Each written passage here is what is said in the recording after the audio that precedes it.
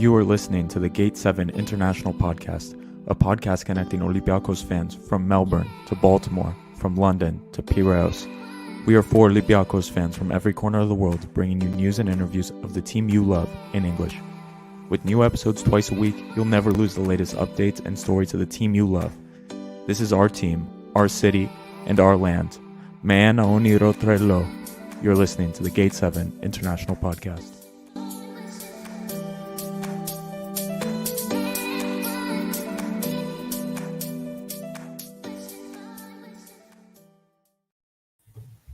Welcome, ladies and gentlemen, to another edition of the Gate 7 International Podcast. I'm your host, Ari, and we have a surprise appearance from one of our bloggers, Steve Godoru. Steve, how are you doing today? Well, man, I'm good. I'm off the bench. I'm here to do nothing and then score a header. So just like Hassan, where before Hassan left on loan. Happy to have you here, man. Happy to have you here. Guys, if you haven't done it already, please make sure you subscribe to the channel. If you haven't done it, like I said, just give us a like, give us a subscribe. The community continues to grow. We are trying to do really big things, and it is really important we get the community together, especially for some of these big European games coming up. We really want to have the Olympiacos community strong going into this game against Fenerbahce. But before we go forward, just a couple of quick housekeeping items. As always, guys, a HEPA season is upon us. It's the fall. This is when a HEPA gets rolling with things. Scholarship opportunities for kids or scholarship opportunities for anyone about to go into college or even grad school. So think about joining a HEPA if you are a parent and you want these opportunities for your kids as well. Do the same. Check out a HEPA, join, and see what you can do to help the motherland. Lastly, we want to thank our sponsor, Piraeus International. Piraeus International is your one-stop shop for all of your international transshipping needs. Whether you're shipping olive oil, packages, cars, or relocating completely, Piraeus International is here to help. Freight forwarding services available to almost any port around the world. Please contact our friends at 410-675-4696 or email at sales@piraeusintl.com.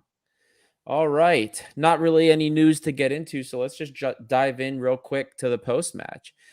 Stephen, when you saw the lineup come out this morning, what was your initial thoughts? My first initial thoughts were that I'm really glad that Pedro Martin seems to finally be settling on a formation, because there's been so much jumping about over the last few weeks as to what he's going to use. And I think for the league, especially against a team like Asteras, no disrespect to Asteras, we should be playing 4-2-3-1. We should be taking the game to them. And that's what I saw for the most part in the first half. And so, yes, I was happy with the actual formation. Lineup-wise as well, there wasn't really anything for me really that stuck out. And I thought, that's not really what I wanted to see. So, yeah, I was fairly pleased with what I saw, to be honest, Ari, yeah. Yeah, I when I saw the lineup, the one caveat I'll say is I saw Bukhalaki starting again, and that worried me a little bit for a couple of reasons. We had brought up after the Apollon Larissa game, and I brought it up in one of the post-match blogs that I did, that he has just played an absurd number of minutes. Over 300 before this game, of course, leading into the Apollon game. It was 300 minutes in like 10 days, which is crazy the amount of game time he's had.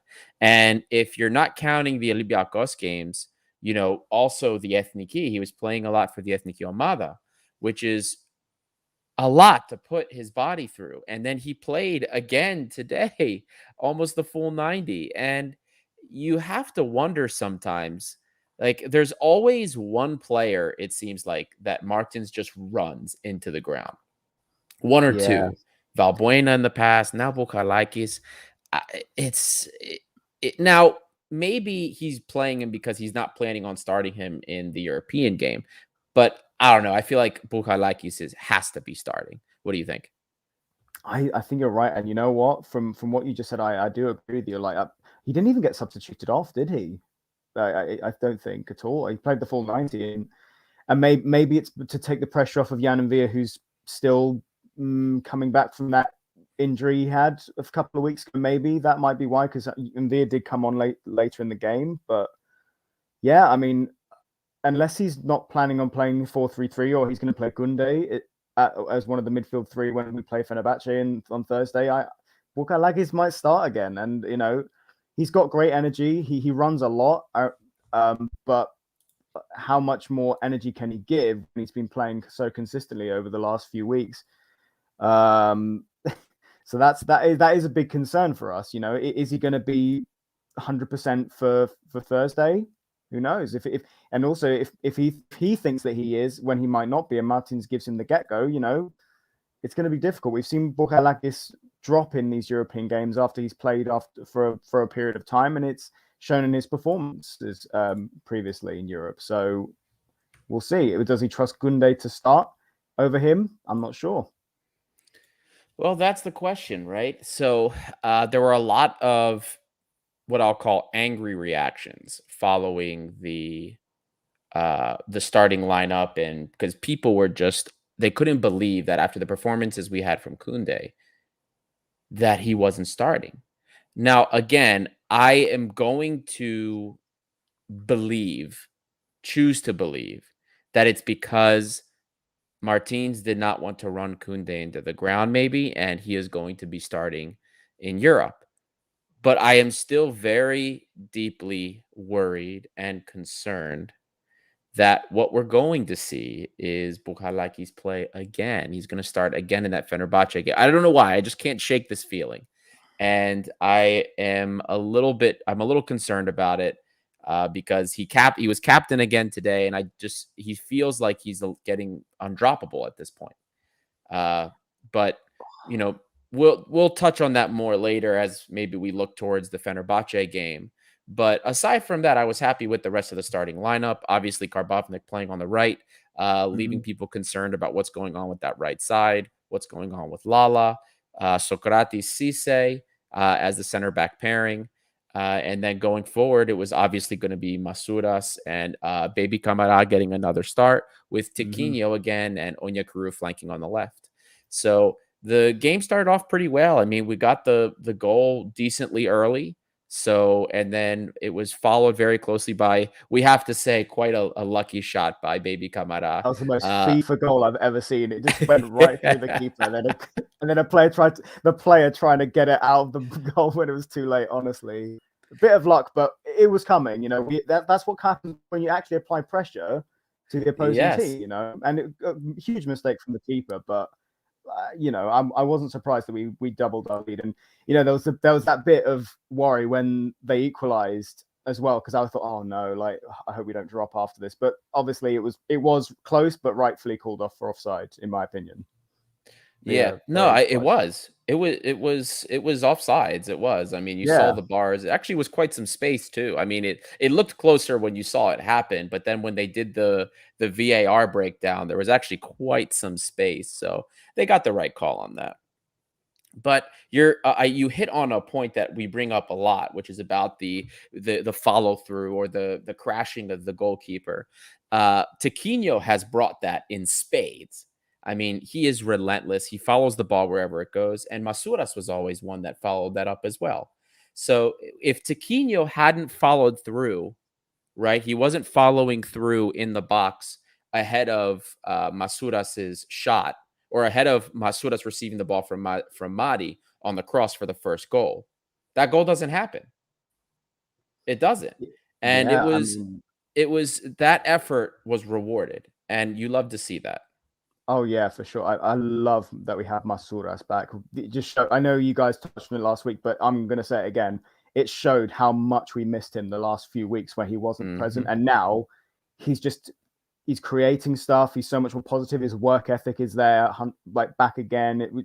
We needed that so badly, and it's great to have him back. And Tiquinho, I think we all knew that Tiquinho would be great. Obviously, it's still very early on in the season, but I think that the only debate with Tiquinho was whether he could play as a lone forward, and he's showing that. He's showing that he can play up front by himself, and it's good contest for El Arabi as well, but who has had a bit of a mixed start to the season, which obviously he had last season as well. But now there's actual competition, because everyone knew when it was El Arabi and Hassan, there was not really going to be any contention as to who starts. There was always going to be El Arabi over Hassan unless El Arabi was injured. But now Tiquinho's really like pushing for the first team striker role with these last two performances. No, he really is. And I think in our, we'll say in our bubble, none of us were concerned about Tiquinho. I mean, most of us, I think, agreed. But again, between our group here, we'll call it our podcast blogger group, no one was really worried about Tiquinho. I did see that there were some people concerned. I mean, the level we saw him playing at, I understood the fitness concerns, but we knew. I mean, this guy looks like just a man playing against boys. I mean, his sheer physical overpowering nature is crazy. You can't get this guy off the ball. It's wonderful to see. He's got this like animal like hunger for the ball, and you love to see it. His shot placement's incredible.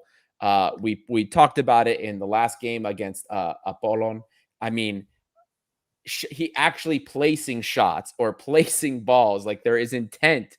He has intent, unlike what not to disparage Hassan, because Hassan did great work for us, but especially not while I'm on here. But what frustrated is Hassan his goal was clearly just to make contact, and you could see, because Hassan could get unlimited number of opportunities, and there were games where he just nothing happened unless the goalie was off balance or what have you. Tiquinho not only makes contact, but there is intent. There is intent with his shots. We would never have landed Tiquinho if Martins hadn't coached him before. That's clear. Yeah.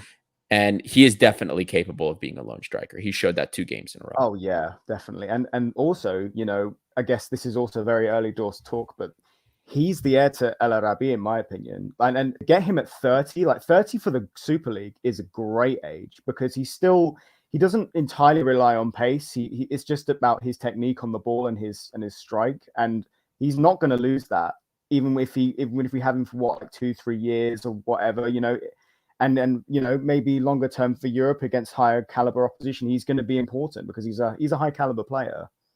Yeah, you're absolutely right. And El Arabi is actually testament to everything that you said. Now, El Arabi is probably a little bit more technical on the ball than Tiquinho is, but the point stands. El Arabi was never the fastest person around. He's quite physical, but I wouldn't even say he's the most physical person around either. And yet he's gone 2 seasons in a row with 20 plus goals. So how can you argue with those results? Now, going forward, we have 2 great options, and it's going to be great competition. I'm hoping that Martins is kind of settling in here with the 4-2-3-1, but there are still transitions in game to the 4-4-2, and we saw that today. Now, I wanted your take on another, we'll say, a tactical change that Martins made. So we saw it was after, I think, the second goal, Martins made a switch. He took Baby Camara out of the 10 role and swapped him with Masuras.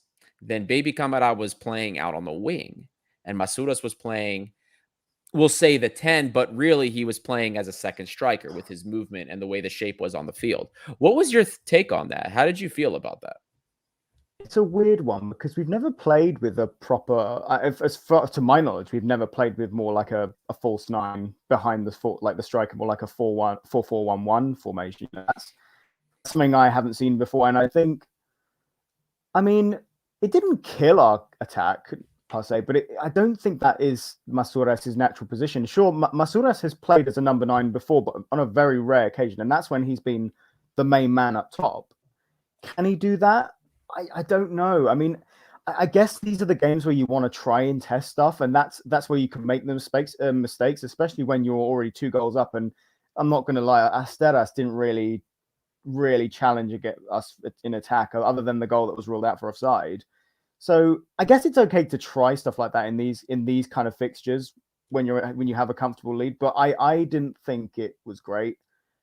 And personally, I just think the fact that Martins over the last couple of weeks, like I said earlier, has simplified what he's been trying to do and has just gone back to the basics, and we look so much better doing the basics. I think he should just try to stick to that. 4-2-3-1, 4-3-3, maybe still a place for 3-4-3 against bigger clubs in Europe, but we're unlikely to face them at this stage in the Europa League if we progress further, or if we go to the Conference League as a consolation. So I think that with Martins, he just needs to keep it simple. And if he wants to try the 4-4-1, the 4-4-1-1, I hope he doesn't do it against Fenerbahce, because just keep Masouras on the out wide, man. Like, don't play. Just play Aguibou at the 10, and play him as a 10. Don't jiggle about in big games in the future, please. Just do it when we're done with the game. We've won it already, but please don't do it against like a big club, because that could be our undoing. Yeah, we have actually seen Masouras play as a 10 before on this team. When we played against Balk, when we beat Balk a few months ago, 1-0, he scored the goal when he was playing in the 10 position. He played as a 10 against Asteras, or sorry, not against Asteras. Technically, I guess he was playing as like when we were doing the 3-4-3 as an attacking mid against Arsenal. But I'm not a huge fan of it either. There's a comment here. Masouras is ideal as a second striker. Honestly, with his work ethic and the mold of player that he has become, he's valuable pretty almost anywhere you put him. But when you're looking for a 10, when you're looking for that engine of your offense or somebody that's going to help you create those opportunities, he's not a Fortunis, right? He's not the person that's going to be looking those lanes open. He's more of the guy with the end product now. He's the effort, the crossing, the guy getting shots on target. That's what he's good at. That's what he's valuable as. There's value there as a second striker, but I don't see the value as a number 10. But that's my personal take on the whole thing. But also, I think with the players at our disposal, I think we're still not quite ready to have that formation as a team, because we don't have the creativity out wide to supplement the fact that we then have a lack of creativity in where there would be a number 10, where there's now a false 9, and then you need your central midfielders like Camara, who creates, but not to that extent. You need more creative output from him. You need the fullbacks to then supplement with creativity, and that's still a bit of a hodgepodge right now. So it's possible, but then the rest of the team need to sort of compensate for that if we are to try that more consistently. Exactly. And then it also doesn't help when one of your wingers is not really giving you the output or the service that you expected. Henry Onyekuru had a disappointing match for me. Now, I will say this, he did track back well today. So I'm going to give him that. He tracked back well. He won the ball back a few times, especially when he lost it a couple times as well. I'm happy with that. I'm okay with that. But it's been a couple games in a row now. I'm getting quite annoyed because the value I saw in him when I evaluated him during one of the deep dives was getting him in stride, using his speed to beat players, and going on goal. But we've seen now he did it against Apollon Smyrni. He also did it today. We would catch him in stride, but it didn't look like he had the pace to beat them. Now, some of it was maybe the ball wasn't played in that perfect way. Sometimes also it was him dribbling back into pressure instead of using his speed to beat the pressure. Maybe trying to dribble a little bit too much. The one silver lining, I'll say, is that the manner in which our players, the Olympiacos players, kept looking to send him long. That to me indicates that in training, there's something there, because Cisse even did it a couple times. He would get the ball, he looked at Onyekuru and tried to send the ball forward to Onyekuru, on the run. So there were players that looked to see where he was running. And that makes me think that at least in training, it's dangerous and people are looking to send him. So maybe it just hasn't quite worked out yet. I also saw there was some frustration, some of the body language between Onyekuru, Masouras, and Tiquinho. There were a couple breaks where it looked like Onyekuru, especially in this, I think it was early in the second half when Onyekuru was on the break on the other side. He was on his left-hand side still, but on the other side of the field. And he was running forward, and both Masouras and Tiquinho were yelling at him. He kind of oversteps, over dribbles, doesn't play the ball into them, and they got really upset with him.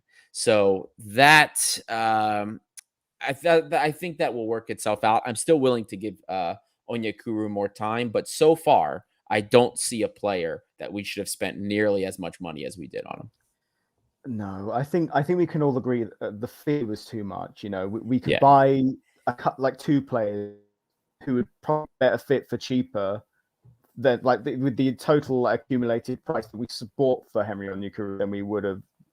But he frustrates me because he shows flashes of his talent, and then he'll just do but then the other 20% of the time I see, oh yeah, great link up play. Like, I love his passing. He looks like his fast passing is really, I really like. He gets into the right positions, but then the other 80% of the time he just isn't in the game, and it really annoys me because he could be doing so much more. And like you've said before, Ari, maybe it's because of the team we're playing against. Maybe it's because he's better as the kind of player that can pull players out if we're on the defensive and then we counter. And maybe we'll see that. Maybe we'll see that against Fenerbahce, who apparently he had a good goal scoring record against. But it's and also we have to. I think some people do have to understand this is the second time all 3 of these players have played with each other in a team. You know, Tiquinho, Asteras, and Onyekuru. So I'm willing to Onyekuru time, but then I was also one of the few who was willing to give Kenny Lala time, and that's sort of going really, really south. So we'll see. I mean, he's a I don't think I'm upset, as in I don't think he's worth being in the team. I don't think he's not good enough to be in the team. It's just he frustrates me because he's showing it in very, very small glimpses, but it's not enough to justify a lot of his price or his kind of being on the pitch currently. We'll see.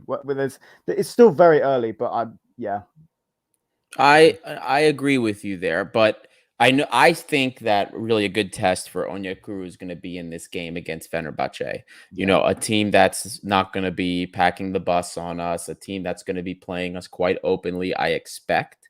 So that's I think we're going to see better from him there, because I guarantee you, aside maybe from a couple of the derbies, all of these teams are going to be playing behind the ball against us. Henry Onyekuru is not going to be able to find that space behind the players that he likes. I actually thought when it came to his interplay today, I haven't rated his interplay at all because I think his touches can be quite heavy. But today I thought it was pretty good. He actually was able to pass the ball back and forth quite well. It was more like what he was doing in those positions where he's supposed to be dangerous. That's where my issues were with him today.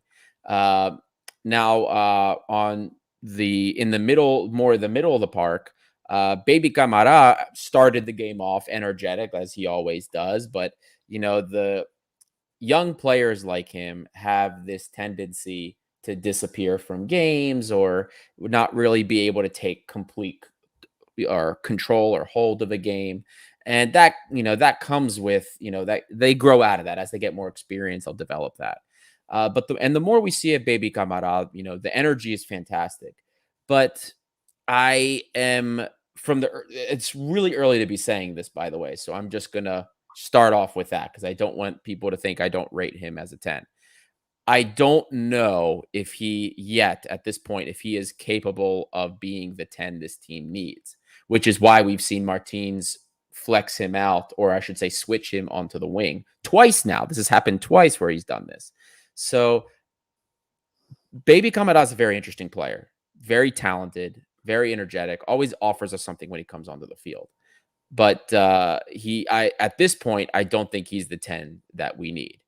And I don't know who is. Is Rony Lopez finally going to show us the player that we hoped for? Is he going to be played as a 10? That's the question. Is Lopez going to be played as a 10? Is he going to come on and actually show us anything? Because as far as I'm concerned, he's shown me less. And this might be. He's shown me less than even Onyekuru has. Mm-hmm. And that's like saying something because Onyekuru has been drips and drabs. Lopez has been less than that. But then I guess Lopez hasn't really had a proper start. He hasn't had a huge amount of time. I don't know how much time he's actually played in all competitions. Overall, I haven't checked that. But it's definitely less than Onyekuru has. Yeah. And with Aguibou, he's like you said, he's showing so many good things at such a young age. And I think, like you said, I'm less concerned about him hitting burnout in the 60th minute than someone like Onyekuru. Because when Onyekuru hits burnout in the 60th minute, I'm like, okay, you're a professional. You're at like a prime age. You shouldn't be doing that. Whereas Aguibou is like, okay, he's young. And then another thing with Aguibou is that, or baby Camara, as Peter loves to call him, which I've started doing as well. He has such a big comparison to make for Olympiacos fans, because for us, the comparison is Fortounis, who's just levels. Like he's when Fortounis is at his peak, he's levels above almost everyone else on the pitch for us, and so that's a big kind of shoes to fill. But he's doing it relatively well for now, you know. Yeah, I would definitely agree with that. And I guess a comment that agrees with you a little bit, Stephen, from Lex here. Baby Camara reminds me of Baby Yoda. At some point mid-season, we will realize he has a name. Yes, we will. It's just, when you have two Camaras on the team, you have to distinguish the senior and the junior. It's if we're being realistic, Madi probably leaves, whether it's in the winter or the summer. He's going to be gone. And then Baby Camara will be V Camara, and that will change. I think Baby Camara is catching on, though. Ever since we started putting it in some of our social media posts about him, people have been jumping on the bandwagon. Baby Camara is Baby Camara. Look, listen, when he finally is no longer a teenager, maybe we'll call him by his name. But for now, he still looks like a child. I mean, the kid looks like he looks like really he's 15. young. He looks how old is he? Really like young. 19? Like he's 19. Yeah, he looks way younger than that. He looks really young. It's hysterical. And on Baby Camara, there were some post-match comments from Madi, saying that he had teachers in Guilherme and now in Jan and Villa who have helped him develop, and he wants to be like that for Baby Camara. So I like that, and I think that's very nice. I can't imagine right now a better role model for Baby Camara to have than Madi, because Madi has become a great player. We've had the privilege as fans of witnessing an elite player made. I mean, he came to us raw. We saw that there was something there, and something, that if it was worked on, if it was developed, this was really that diamond out of that coal or whatever it is they come out of, that you could really polish and make a wonderful gem. And Madi has become that. So I really think that, hopefully, I'm hoping that could be the same if he keeps his head on straight. We'll get something great out of him. Now, the midfield pairing, Stephen, this is, I guess, the second to last bit of the overall analysis. How did you feel about the Madi Bukhalakis pairing today? It's always hard to judge against a team like Asteras, who, in the last season also have been one of the tougher teams, the best of the rest bunch, whereas this season they've had a very poor start to the season. So it's always hard to assess. I don't think they were terrible today. I thought they functioned fine. I wouldn't want to see that against one of the bigger Greek sides like PAOK, Panathinaikos, or AEK, certainly, or Aris, certainly not. But and especially not in Europe. There's no way that can fly in Europe. I mean, we saw that in Martin's first season that that was not enough, especially because Guilherme was in and out of the squad, if I recall, in the first part of Martin's season. But I think that was more just because Jan and Villa wasn't fully fit, and also he wants to save him properly for the Fenerbahce game where he will inevitably play. Against the smaller teams, it's not a big deal. If they can do what they did today, I'm not too bothered, but I don't want to see that as the definite midfield two if we're playing 4-2-3-1, because I don't think that gives you I don't think Bukhalakis is great professional, great captain, doesn't do what Jan and Villa does, I don't think, to the extent that Villa can in that same position, which is why if you were to pull my arm on it, I would want to see Madi and Jan and Villa as the midfield two, not Bukhalakis and Camara, I don't think. Well, I think our good friend Costa here, fellow co-host who couldn't be here today, I will eat my shoes if Martins doesn't start Camara, Bukhalakis, and Villa on Thursday.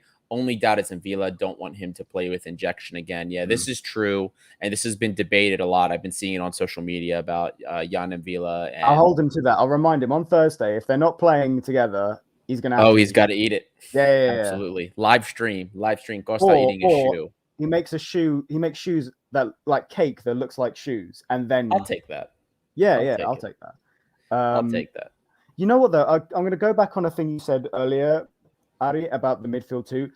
Mm-hmm. And I know people are frustrated that Bukaelaki's played today, but if I'm honest, I don't want to see Madi and Kunde as a midfield two either, because I think they do too much of the same thing, and then there's no real defensive stability. And we've seen that before in games where they have played together. Very rarely.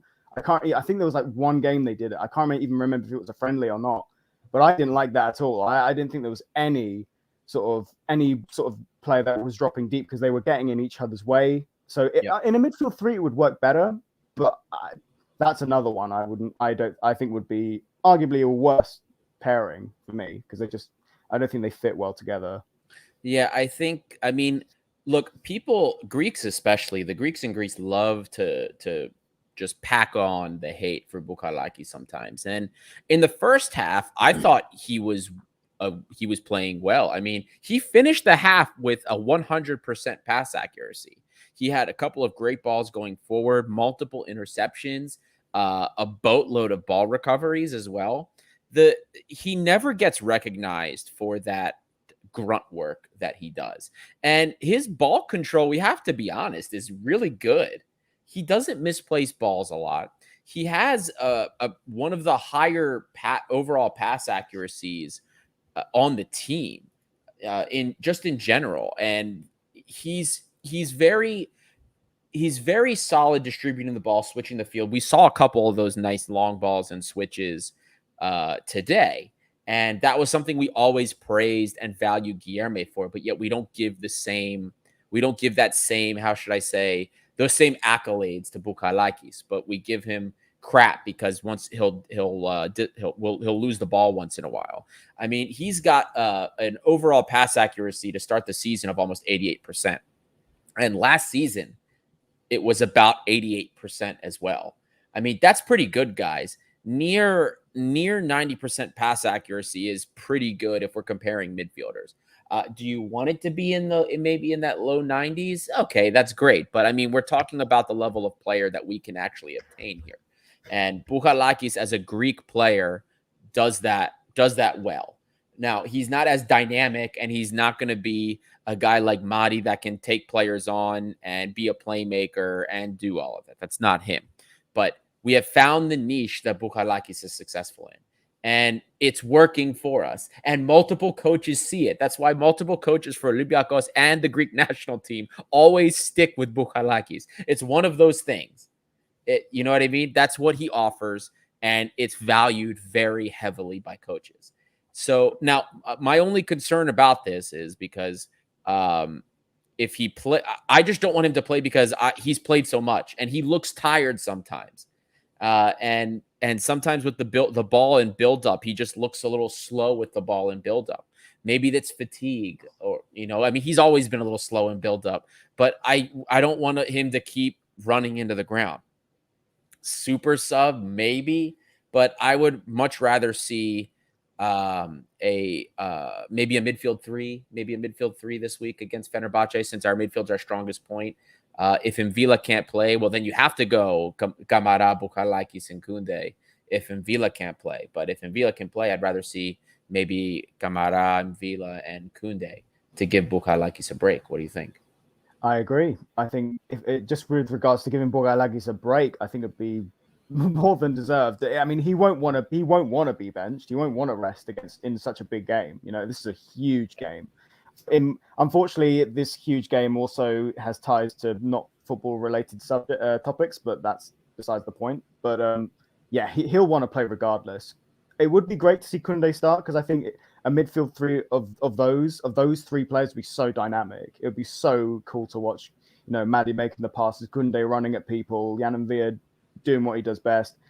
And I think with Bukalakis getting crap from Greeks in general, that's just such a Greek mentality thing for players. You see it all the time. Like, one bad game for Ethniki or for their club, instantly they're a bad player, and that's just, it's such a negative mentality to have, because that doesn't that happens sometimes with foreign players too, but they don't get as much slack in after one game.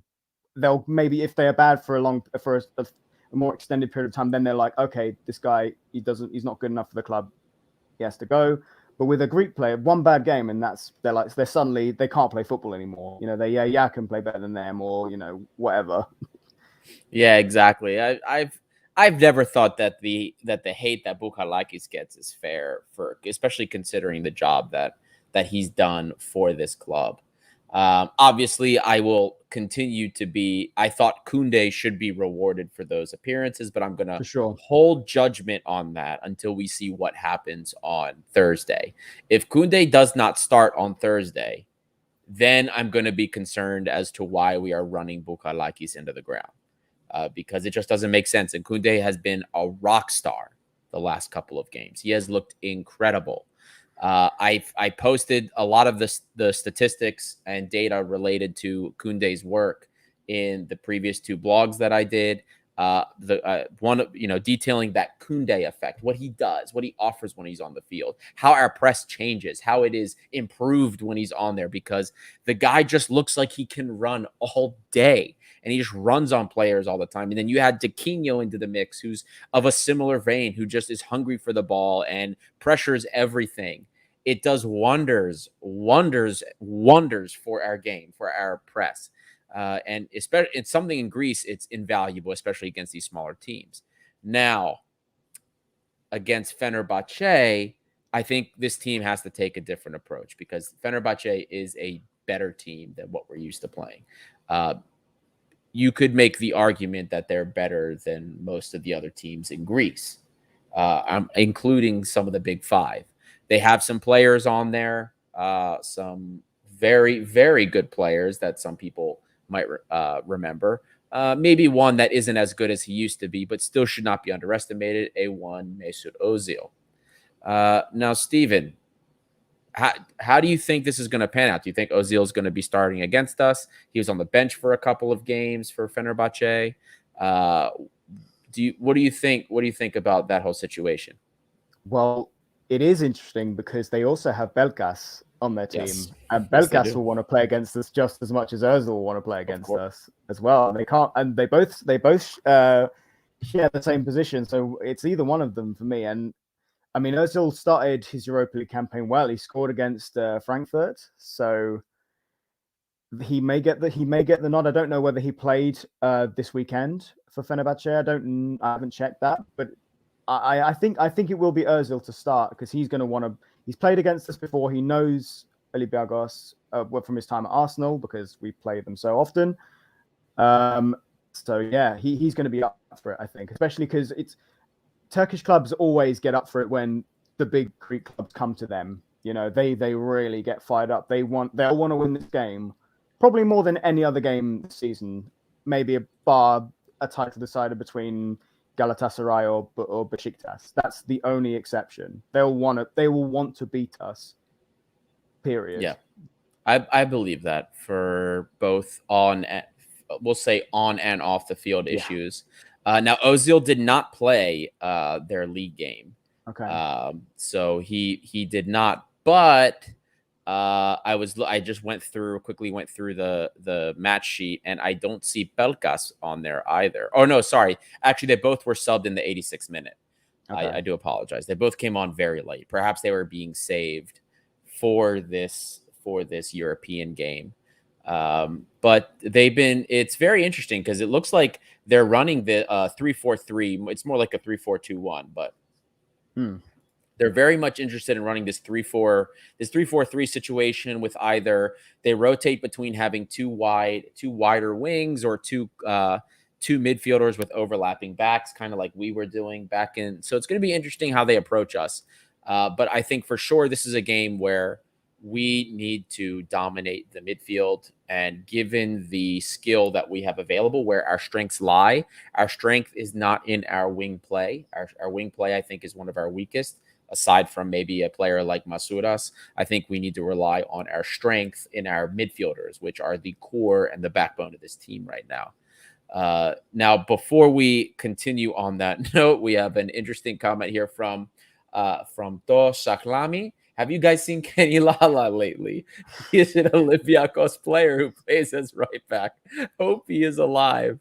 We covered this a little bit earlier. The treatment with Kenny Lala is a little bit concerning to all of us. But he's one of the players that we believe was singled out by Marinaki in that locker room visit, a player that maybe seemed like they didn't care as much on the field. He has that air about him. I don't want to compare it to like Fortunis, but kind of, just he doesn't, you don't see that aggression in him, like a Tiquinho or some of our other players, Kunde even. So I'm worried. I know, I think it was Lambro that in a previous episode predicted that Lala's probably out the door in the winter. If things don't change, I could see that being the case. I'm so disappointed with this because I wanted him to succeed. We all did. We all wanted Lala to succeed because on paper he has the capabilities to be a great right back for this team. He's played at a high level. He came to us, maybe not fit the system. Obviously, he played in a very defensive system at Strasbourg, but we expected more. And over time, it's just he hasn't shown it. But at the same time, I think there's an argument he hasn't entirely given the opportunity, because I looked at how many games he's played for Olympiacos. He's only played 5 games for us in the league. It's not a lot. That's and that's a lot fair. Of those probably won't start either. No, and while right. the performances again, like the performances in Europe most recently have not been great. That's not debatable. But I think that there is a caveat to that where there is still a part of me that wonders if he has been given the opportunity.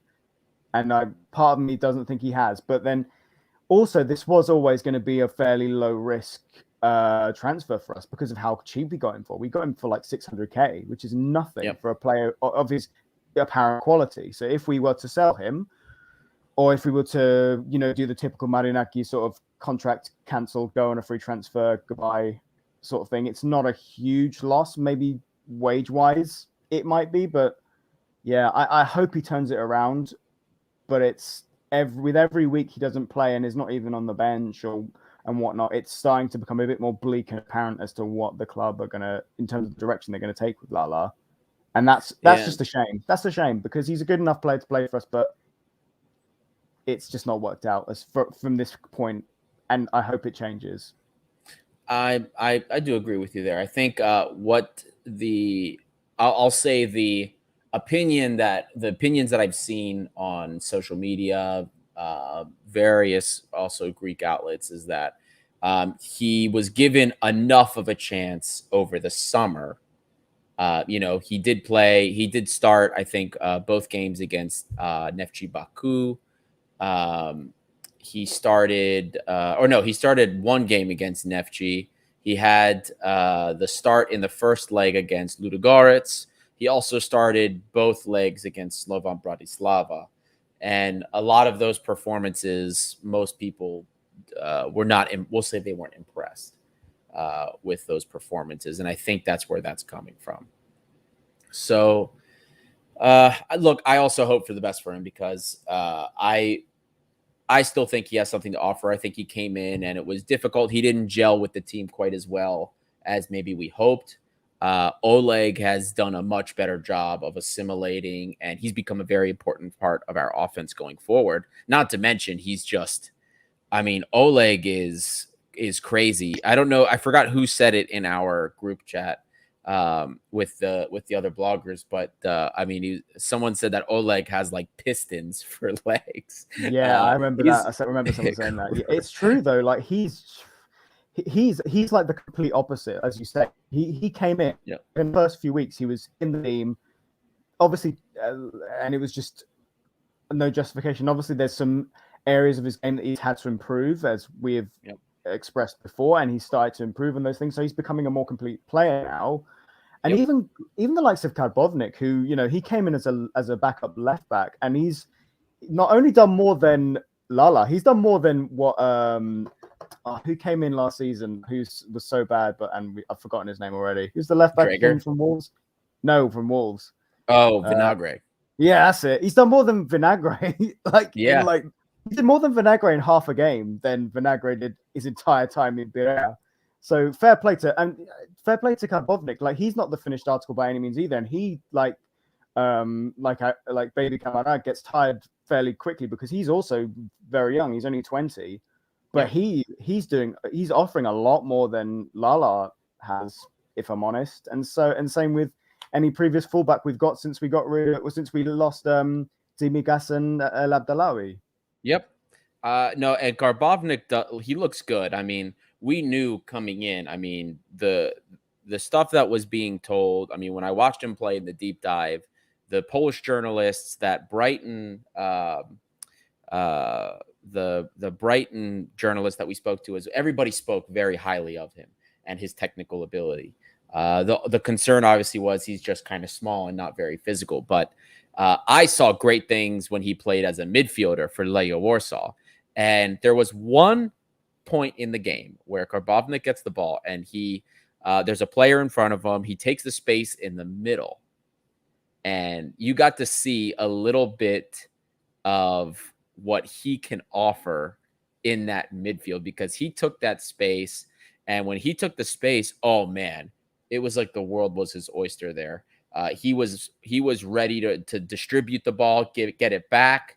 Obviously, the play then developed after he played the ball, but I mean, he looked like he was home when he had the ball going into the midfield. So I'm excited about Karbovnik. It's unfortunate because we're never paying $8 million, I don't think, for a player. Oh, I was going to say, there's no way we're paying the fee.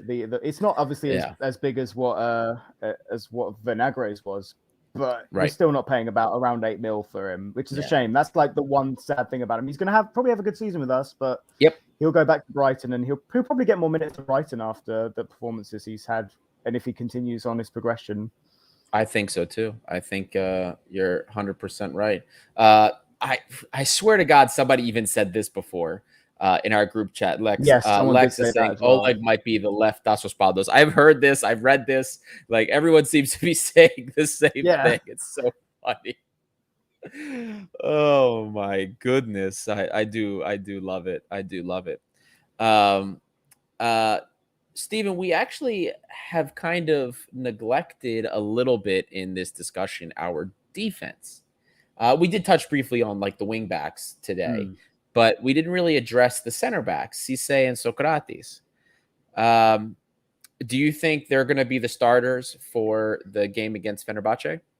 I think they almost have to be at this point, because obviously Semedo is going to be slowly reintegrated, but he can't be part of the European squad unless there's a massive injury crisis in centre back, or we get through to the next round of insert European competition here, and we can then relist him.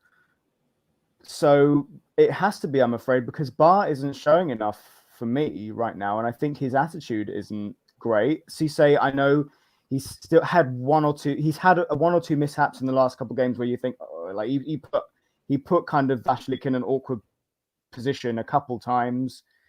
But he's not. But his energy and like his attitude is so much more positive than Bar right now. I just think he has to start, even though he lacks the ball playing of Semedo. I just think it's the only two that I think it will logically work in this situation. Because Socrates as well, I think he's just been consistent for me. He's consistently solid, consistently a great leader at the back. So while I would prefer Semedo to be there, as just based on his, his technique and what he can do, despite his performances prior to him being annexed from the team for a period due to what has happened outside of football, it has to be Cisse and Socrates for me. I am right there with you. I think they're the ones that are developing the chemistry, but I want to diverge here. You brought up the attitude with Ba, the issues with Ba. This is the second game in a row where we've looked at the bench and we've seen Ba with headphones on. He's had headphones on, listening to music on the Listening bench. to the Gate 7 International podcast, man. Like, maybe he is. But, even if he is listening to a lovely edition of the Gate 7 International podcast, does that bother you at all? Does this bother you, seeing a player on the bench with headphones? Because I'm going to be honest with you. when I was playing at any level, whether I was playing, in the Olympic development program for my Region 1 team, for my high school team, if any one of us was caught doing that, if any one of us had headphones in on the bench and we weren't listening, or, that would have been, oh, I can't imagine how many laps I would have had to run or what I would have had to do after the game, push ups, you name it. So, what do you make of that? I mean, is this just one of those things? He's a player, maybe that's his process, and he's done this whole time. We're just noticing it now, or is this something concerning for you? I think it can be two things. It's such a minute thing, but at the same time, I think it's a very important thing that you brought up. I think on the one hand, it could be, like you said, it could be just the way how he keeps himself in like a positive mental state before going into a game. That's something that some people do before they do anything intense, whether it be a football match or anything else in their life. But on the other hand, you do need to be in that space and in that place to keep watching the game, because I know if I go and see a football match, I don't want to be sitting on with my headphones. I know it's different because I won't be playing, but it's still like you want to be watching the game and seeing what's going on, so that if you are brought on, you know what your job is completely. You know what has to be done. You're focused in that one moment. So I think it's hard because you don't really know what's going on in Bar's head. So it could be taken completely the wrong way, or it is what it shows on the pitch and on the bench, that he doesn't care. And some people might read into that either way. That's how, I mean, I'm gonna be honest, that's how I read it. I don't like it. That's a bad look for me. I've been concerned a little bit with Ba's attitude issues for a little bit while Mm. now, and I know a lot of other people have. And to me, this just kind of furthers the, you know what I mean? It's like a pouty child. He's not playing and he doesn't really care about being there. He had You his know, chance. He he was next did. to Semedo for the first half of the season, and sure, like Yep. Socrates came in and he wasn't always a guaranteed starter after that, but he was still showing signs of he's part of the team. He's a great third option when Cisse was sent out on loan. And then it all unraveled with the more, like, we so slowly towards the latter stage of the season, we saw is kind of the impatience, the attitude start to become a lot more negative on the game. And then it all culminated in that sending off against Arsenal, which obviously the game was done, but then that really made the game done after that. It really put us out of Yep. the tide with him being sent off. And then it happened again in Europe this season, in an important Yep. game where we were trying to get back into a tie, and eventually we went out to Ludogorets, which was not what we wanted to see. So Yep. The second leg, he got the red. He got the red in the second leg, which screwed us. exactly, and so it's stuff like that where he has what it takes to play for this club, but then he has to sort out his attitude. We've been saying that for months, and he hasn't sorted out his attitude. Whereas you have a player like Markovic, who could take his role so easily and do a much more professional job, in my opinion. If you want me to, if am I completely honest, with the centre backs we have available right now, excluding Semedo currently, obviously because he's not back in the team, Markovic would be the third choice for me. If I was the manager, I would pick Markovic to come on over Bar right now, based on his attitude, based on his performances, which have been a lot more positive, and he's shown me a lot more consistency in his mixture of being able to be on the pitch, be in that moment, and be a better attitude and influence on the rest of the team. Yep. He's shown a And lot more actually, maturity as well. It's all about yep. maturity.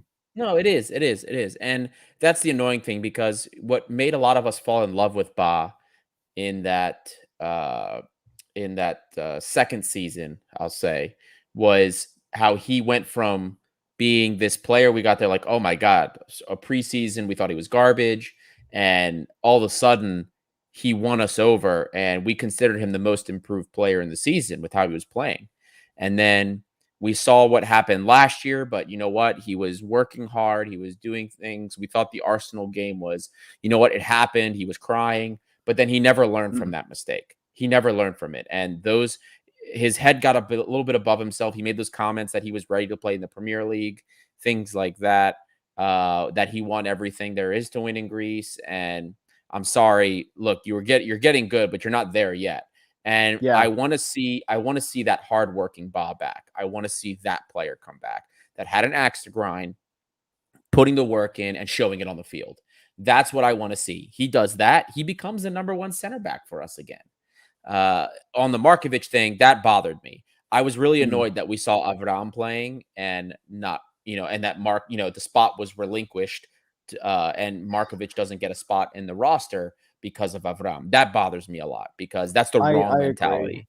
Because look, Avram is going to be a great influence on the squad as a whole in training and such. And, he knows the club inside out. He's been there for years, etc., etc. But is he going to deliver every single week at his age? No. I mean, it's because he scored that great header against Aris in the friendly. Maybe that's one of the fourth centre back role. I don't know. Yep. But yeah, that too, because I do think Avram should really just be the sort of fifth choice, maybe playing the cup against a second tier side or a lower Super League side, and then we have next to Markovic or Bar, whatever, if at all, and then Markovic is the definite right. You're playing consistently in the league. Maybe come in for a cameo in Europe, depending on the result or where the game's going. That's kind of what I would like to see more. Martins, as we know, is hard to impress, hard to sort of change his tune with players and where they play and how often they play. And Markovic just has to, I guess, do more of what he's doing in training, and hopefully he gets a chance. It's difficult under Martins, who's very rigid in who he likes to play. Yep, you are 100% right about that, Stephen. Well, we're coming up on about an hour here since we started. It's about time we get into it. Man of the match coach's grade. Stephen, go ahead. Give us your man of the match and give your grade for Martins. Man of the match is probably Tiquinho for me. Again, he got the goal, was great in terms of the attack in general. I can't really think of anyone else who would get it over him. Maybe Asteras is in light for it as well. Yeah, I think for me it's Tiquinho. I'll give it to Tiquinho. Tiquinho even could have had a second goal. Yeah, when he had the ball right in front, but he took that little extra touch instead of maybe taking the shot, and the Asteras defender closed him down a little bit. Just to be different, I'm actually going to give it to Madi. Madi did play the ball in for that the initial ball that led to the goal. He had a couple of decent plays as well following that. And I also have midfield bias, so everyone knows that. I accept it. I'm very honest about it. It's just a shame Fortunis isn't there, because I would just give it to Fortunis just for being. Oh yeah, absolutely. There, of course, that was definitely who probably I would have given it to as well. So, and what's your coach's grade for Martins? It's again, the game was just won by halftime. They didn't really threaten us in the second half, and I guess there were players I would like to have seen come on, like we said with Markovic, and just it's really a weird one for me. I guess I'm going to give him an A, because it wasn't perfect. It wasn't A+, A*, whichever you want to go by. Yeah, I mean, he didn't do much to upset me, Martins, and he set the team out how I wanted, more or less. Like you said, Bukalakis maybe got a rest, but yeah, it's an A for me. I can't really see anything bad or better than what I did see today. Yeah, I don't disagree either. I think it was a comfortable win. I never felt really uneasy with this game. I liked seeing, even though I wasn't a fan of Masuras playing in that central role, I did like to see the switch. I saw, he made the adjustment. He's always really good, usually with game script and managing the game. I was okay, with him kind of locking it up in the second half just to secure the 2-0 win with some of the substitutions he made. I kind of wish maybe, a guy like Surlis got a run. But no, it's okay. I can't. That for sure. Exactly. You know what I mean? So I can't. We could. There's only so much that we can, pick apart. So it's going to be an A for me as well. And then before we sign off here, Stephen, we did get an interesting question from Fetano. Guys, who will we start up top against Fenerbahce? Red hot Tiquinho or good old reliable El Arabi? Stephen, what do you think? It's a good headache for Martins to have, because El Arabi scored against Antwerp, but Tiquinho is in better form. So as long as he doesn't start both, I'll be fine. Like the 4-4-2, no. Just anything with two strikers, no thank you. But it's so difficult. I mean, he gave El Arabi the rest this week. Like he rested him and brought him on in this game. I can't remember if he even brought him on midweek. Midweek feels like a million years ago. Am I going to be biased and just go El Arabi? I'm going to be biased and just say, even though Tiquinho's done great, probably El Arabi for me. Like, because in Europe, it's so difficult. I'm going to say El Arabi. Even if I'm wrong, I'm going to say El Arabi. So if it were me, I would be starting Tiquinho. I always prefer to play the hot hand, whoever, but I think Pedro Martins is going to start El Arabi. That's who I think he's going to, that was my mentality in choosing him. It was like, that's who I think he'll pick rather than who I want to see. Exactly. Well, thank you everybody for listening, especially if you made it this far. Guys, like I said, we're trying to get this community as big as we can. If you haven't done so already, please like, subscribe, all of our channels. Let's try and get this community big and thumping before this game against Fenerbahce. Let's get that Turkish crowd. Let's get them a little bit scared with what we, bringing this community together, chanting for Olympiacos, supporting Olympiacos. Let's do what we can in the positions we're in to help Olympiacos. Going into this game, I know maybe we're not expecting much, but we still want to support this club. We still want to do everything that we can to bring everybody together that we can. So continue to help us bring all of the Olympiacos fans from around the world to make this bigger and bigger and bigger. Again, thank you guys so much for continuing to listen. We're going to be having some pre-match coming up as well. We're going to be getting a look from a Fenerbahce expert or writer as well to get a better look at what the team is going to maybe line up as and what we can expect. So until next time, guys, this is the Gate 7 International Podcast.